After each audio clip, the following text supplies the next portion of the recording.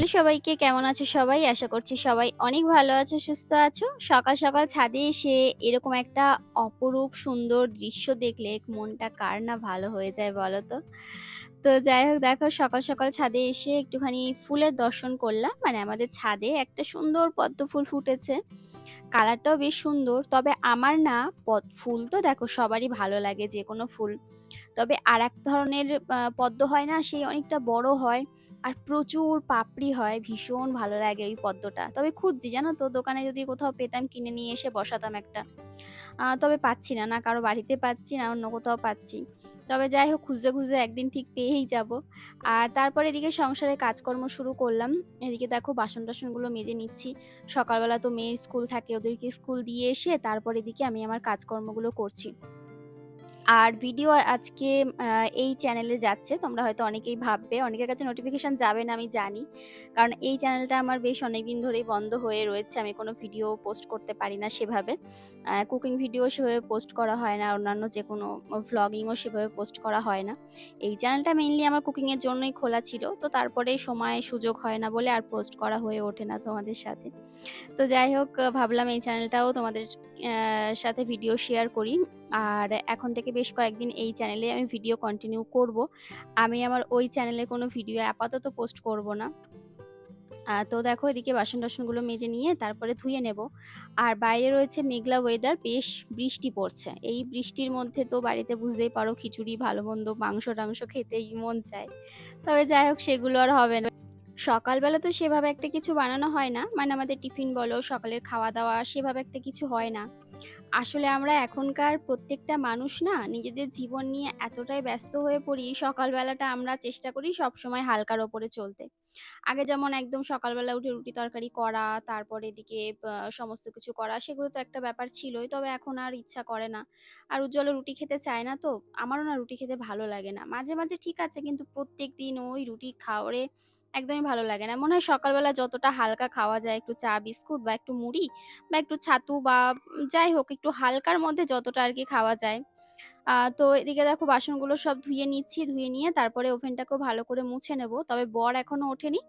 ও সকালবেলা বলছিল যে, "আমাকে একটু তাড়াতাড়ি উঠিয়ে দিও।" এখন ইদানিং খুব তাড়াতাড়ি ওঠে। আমিও তাড়াতাড়ি উঠি। আ এখন তো মেয়ের স্কুল খুলে গেছে বুঝতেই পারো। এসে না আর ঘুমাই না। এসে কাজ-বাজ সেরে নিয়ে তারপর এদিকে তোমার ওকে উঠিয়ে দিয়ে সমস্ত কিছু তাড়াতাড়ি হয়ে যায়।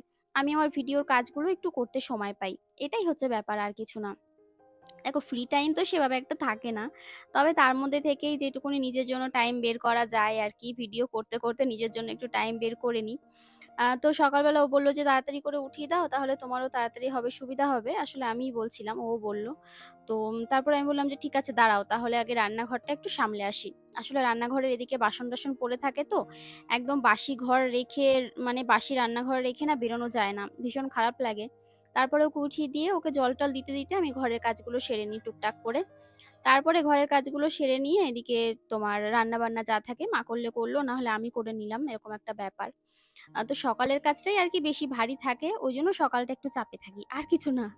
সকালের কাজটা হয়ে গেলে তখন মনে হয় যে ঠিক আছে তাহলে আস্তে, আস্তে রান্না-বান্না হয়ে যাবে। কিন্তু টাইম টু টাইম করতে হয় আমাদের প্রত্যেকেই। কারণ টাইম সরে গেলে আবার খাওয়ার টাইম চলে যাবে। এদিকে আবার পুজো দেওয়া থাকে, এদিকে কাঁচা-কোচা তো থাকেই। কত কাজ থাকে সংসারে বলো তো? তবে আজকে বৃষ্টির ওয়েদার দেখে আমার বেশ মনটা একদম ফুরফুরে হয়ে গেছে। বৃষ্টির ওয়েদার দেখলে না খাওয়ার প্ল্যান করতে থাকি প্রত্যেকেই আমরা। আমি জানি আমার মতো তোমরা অনেকেই আছো যারা খাওয়ার প্ল্যান করতে থাকো।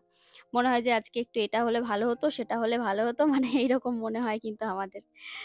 তো দেখি আজকে কি রান্নাবান্না হয়। এখনো সেরকম কোনো প্ল্যান হয়নি। তো একজন এটা বলছে, আরেকজন ওটা বলছে এরকম ব্যাপার। তো ওদিকের বাসন-টাসনগুলো মেজে রান্নাঘরটা পুরো ক্লিন করে আসলাম। আর এদিকে আসলাম আবার এই ঘরে। তবে বরকে উঠিয়ে দিলাম এই সবেমাত্র। উঠিয়ে দিয়ে আমি দেখো ওই যে তোমার পর্দাটা সরিয়ে দিলাম। কারণ আমাদের এই পর্দাটা না ওই যে বলে না ওই মানে এত মোটা পর্দা পুরো যদি ঘরে দরজা দিয়ে দুটো পর্দা টেনে দেওয়া হয়, ঘর পুরো অন্ধকার হয়ে যায় দিনের বেলাতেও। মনে হয় রাত হয়ে গেছে। তো ওই ব্লাক কার্টেন বলে না ওই পেছন দিকে তোমার ব্লাক ইসে দেওয়া থাকে ওগুলো। তো ওইজন্য ওটাকে সরিয়ে দিলাম আগে। নাহলে আমাকে লাইট জ্বালতে হতো। আর বাইরে পড়েছে বৃষ্টি। তো ভাবছিলাম যে বৃষ্টিতে জানলাটা খুলবো কিনা? কারণ জানলা খুললে আমাদের আবার ওই বৃষ্টির ছিটা আসে। জোরে বৃষ্টি হলে না বিছানা ভিজে যায়। তো তারপরে আবার ওই চ্যানেল থেকে জল ঢুকে তোমার স্লাইডার থেকে জল ঢুকে আবার বিছানা ভিজে যাবে মাঝে, মাঝে যদি জোরে বৃষ্টি হয়। তো এদিকে দেখো ভালো করে একদম পিটিয়ে, পিটিয়ে বিছানাটাকে ঝেড়ে নিলাম। আর ওদিকে জানলাটা খুলে দিয়েছি। কারণ ওদিকে জানলাটা খুললে আবার অতটা জল আসে না। ওদিকটা দিয়ে তো বৃষ্টিটা খুব একটা কম হয়। মানে ওই দিক থেকে বৃষ্টির ছিটাটা কম আসে। এই দিক থেকে একদম গঙ্গার ধার তো একদম হাওয়াটা এই দিক থেকে দেয়। ওইজন্য তোমার ওই দিক থেকে ছিটাটা বেশি আসে। তো বিছানাটার চাদরটা আজকে চেঞ্জ করলাম না। ওইভাবেই আরকি যেটা ছিল সেটাই পেতে দিলাম। কারণ কালকে চেঞ্জ করেছি। ওইজন্য আজকে আর এটা চেঞ্জ করলাম না। তো ঘরদোরগুলো দেখো ভালো করে ঝাড় দিয়ে নিচ্ছি। তো মাঝখানে আবার ও ডেকেছিল, বলল জল দিয়ে দাও। তো তারপরে আবার জল দিয়ে আসলাম। আর আমি তো ওদের দুজনকে দিয়ে আসি। মানে বাচ্চা দুটোকে। অনেকেই জিজ্ঞাসা করেছো তুমি কি দুজনকেই দিয়ে আসো? হ্যাঁ, দুজনকেই দিয়ে আসি। আর আনার সময় মা গিয়ে নিয়ে আসে। বা মাঝে, মাঝে আমার যা যায়। তো দিদি খুব কমই যায়। পারে না বাচ্চাটাকে নিয়ে যেতে। তো তারপরেও মানে চেষ্টা করে, ইচ্ছা করে যেতে, কিন্তু ওকে সামলে আর যেতে পারে না, এই হচ্ছে ব্যাপার। তো মাঝে, মাঝে যায় আর আমি গিয়ে দিয়ে আসি, মা গিয়ে নিয়ে আসে। আবার মাঝে, মাঝে আমার কি হয় বলো তো? প্রচন্ড শরীর খারাপ লাগে, সকালবেলা উঠে মনে হয় কি যে ওষুধ না খেলে যেন মাথা-ফাথা ঘুরে পড়ে যাবো। তখন আবার বলি যে মাকে বলি যে আমি পারছি না, সেটা হয়তো খুব কম মানে মাসে ১ বার হলে হয় এরকম। আ মানে অসুস্থ লাগে। তখন বলি যে তুমি একটু দিয়ে আসো বা দিদিকে বলো একটু দিয়ে আসতে। তো তখন আবার দিয়ে আসে। আসলে একজন দিয়ে আসা, একজন নিয়ে আসা এই ব্যাপারটা যদি থাকে না তখন দেখবে অতটা কষ্ট হয় না। মানে একজনের উপরে যদি চাপ পড়ে যায় দিয়ে আসো রে, নিয়ে আসো রে, তখন আবার খুব অসুস্থ হয়, মানে অস্বস্তি হয়। আরেকজন দেখো আদর খাবে বলে বসে রয়েছে, পেছন, পেছন ঘুরছে। তো আমি বললাম, "উঠে যা।" সে তো কিছুতে উঠবে না। তারপরে সেই বললাম, "ওঠ।" তারপরে উঠেছে। তারপরে উঠে লেজ নাড়াচ্ছে, একটু আদর খাবে বলে। এই দেখো আবার সেই জায়গায় গিয়েই শোবে। আসলে ও শুধু আরামের জায়গা খোঁজে। তো তারপরে আবার ওই বাইরে বেরিয়ে গেল, ঘরটা মুছে নিলাম। আবার গিয়ে বিছানার উপর উঠে বসে পড়ল। তো আমি বললাম, "বিছানার উপরেই থাকবি। এখন যেন বেরিয়ে আবার টেবিলের তলায় ঢুকিস না। কারণ আমি টেবিলের তলাটা তোর জন্য মুছতে পারি না।"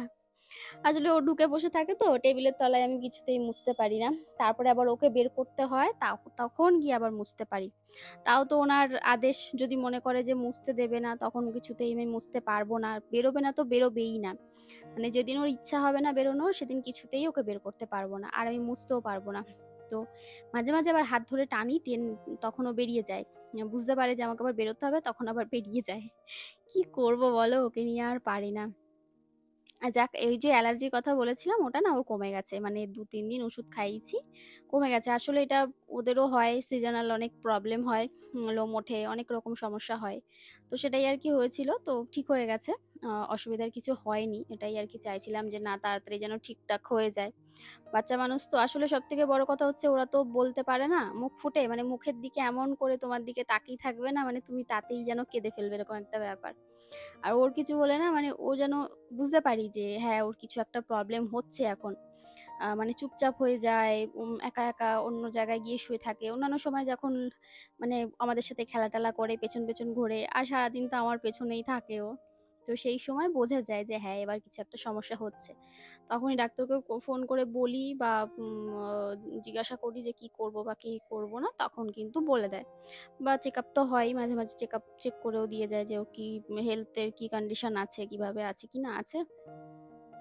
তো ঘরদোরগুলো কথা বলতে, বলতে সব মোছা হয়ে গেছে। আর এবার আমি এই যে বোতলগুলো সব ভরে নিলাম, নিচের থেকে ভরে নিয়ে আসলাম। এনে এবার এই তো বড় কাজগুলো হয়ে গেছে সকালের। এবার শুধু বাসনটা গুছিয়ে রাখলে হয়ে যাবে। কারণ অনেক বাসন অলরেডি জড়ো হয়ে গেছে। তো ভাবলাম এর উপরে যদি আবার বাসন জমা হয় না, রাখার জায়গা পাবো না। আর সবথেকে বড় কথা হচ্ছে বাসন গোছাতেও ইচ্ছা করে না, যে অনেক বাসন হয়ে গেলে তখন আর গোছাতে ইচ্ছা করে না। জামাকাপড় যেমন ইচ্ছা করে না গোছাতে আমার, কুড়েমি লাগে, তখন সেইরকম হচ্ছে বাসন গোছানোও লাগে এখন।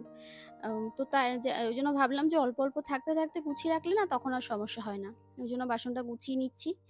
আর জিনিস জায়গায় রেখে দিচ্ছি। তারপরে আরো অনেক বাসন ছিল, সেগুলো এখানে রাখবো না, অন্য জায়গায় রেখে দিয়েছি।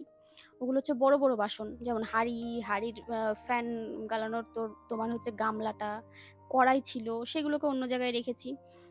তো চলো সকালের ভ্লগটা তোমাদের সাথে শেয়ার করলাম। আর এখন দেখো আবার এই যে বৃষ্টি নেমেছে। তো আবার আমি একটু ব্যালকনিতে এসে দাঁড়িয়েছিলাম। আর ব্যালকনির গাছটায় খুব সুন্দর ফুল ফুটেছে। তো আজকে সকালের ভ্লগটা এভাবেই তোমাদের সাথে শেয়ার করলাম। কেমন লাগলো অবশ্যই জানিও। যদি ভিডিওটা ভালো লাগে চ্যানেলটাকে সাবস্ক্রাইব করে দিও। লাইক, কমেন্ট, শেয়ার করতে ভুলো না। ভালো থেকো সবাই। টাটা।